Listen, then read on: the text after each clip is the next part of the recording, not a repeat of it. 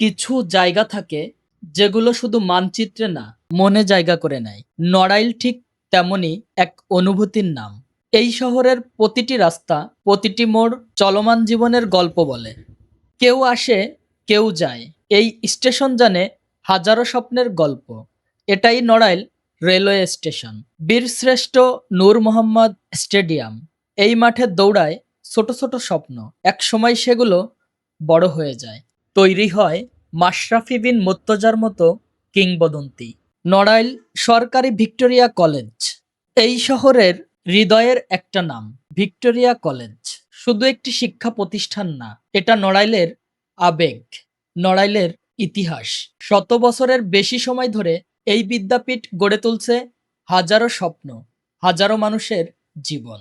আর এই জায়গাটা পরিচিত বাধাঘাট নামে। সময়ের সাক্ষী হয়ে দাঁড়িয়ে আছে বছরের পর বছর। রাজার আমলের স্মৃতি, পুরনো দিনের ছোঁয়া আজও টের পাওয়া যায় এখানে।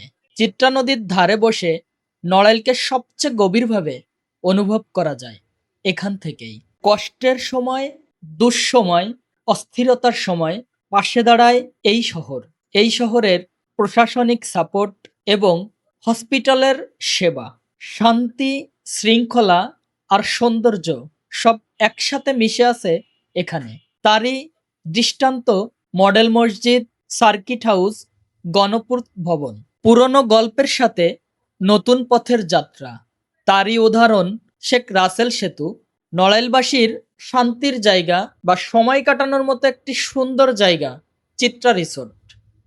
এই শহরের গর্ব যে জায়গা করে নিয়েছে সারা বাংলাদেশের ক্রিকেট লাভারদের মনে এবং নড়াইলবাসীর মনে।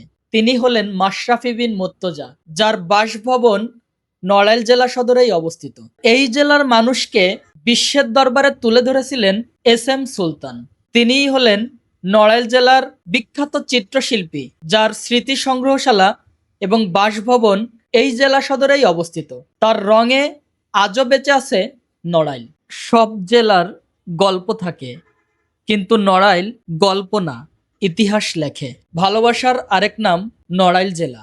নড়াইল জেলার সর্বস্তরের মানুষের প্রতি রইল শ্রদ্ধা ও ভালোবাসা। ভিডিওটি কে কোথা থেকে দেখছেন কমেন্টে জানিয়ে দিবেন। আর ভিডিওটি ভালো লেগে থাকলে অবশ্যই শেয়ার করে দিবেন। আজকের মতো এখানেই শেষ করছি। আল্লাহ হাফেজ।